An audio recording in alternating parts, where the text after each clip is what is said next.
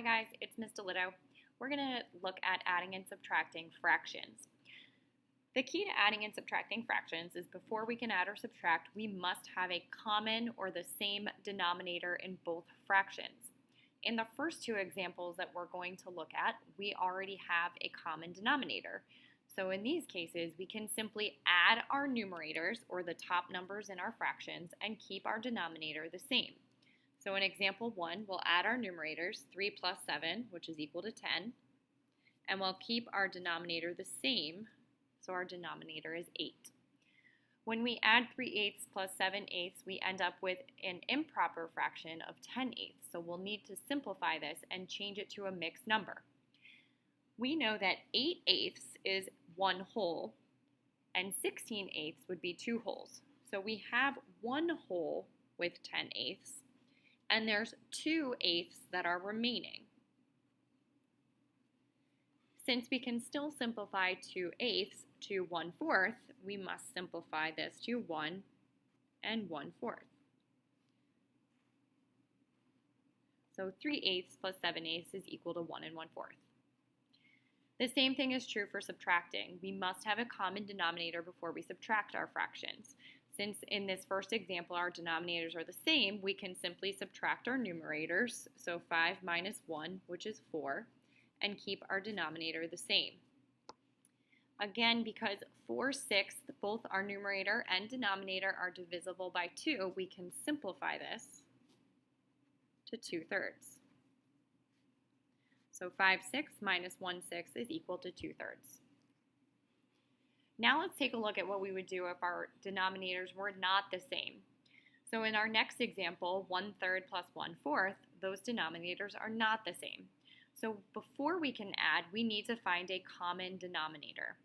So we want to think about what are some multiples of 3 and what are some multiples of 4.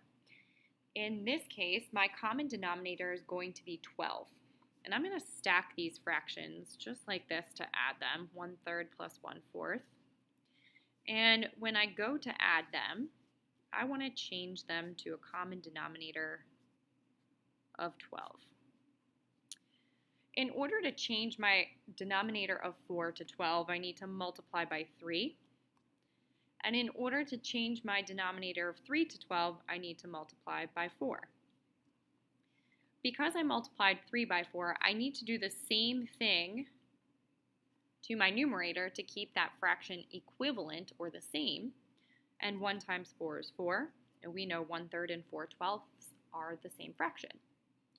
We'll do the same thing down here. Since I multiplied my denominator by 3, I'm going to multiply my numerator by 3 to get 3/12. And now, because my denominators are the same, I can simply add my numerators, 4 plus 3, which is 7, and keep my denominator the same, which is 12. Since 7 and 12 are not divisible by the same number, then we can go ahead and call this simplified, and 1/3 plus 1/4 is equal to 7/12. The same thing is true for subtracting. So again, I'm going to stack 2/5 minus 1/4. I need to find a common denominator before I can subtract. And in this case, my common denominator is going to be 20.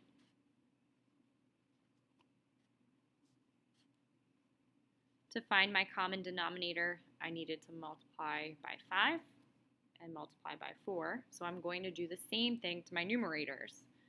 Multiply by 4 to get 8, and multiply by 5 to get 5. And now that my denominators are the same, I can subtract. Do this so you guys can see that difference there. So 8 minus 5 is 3, and my denominator of 20 stays the same.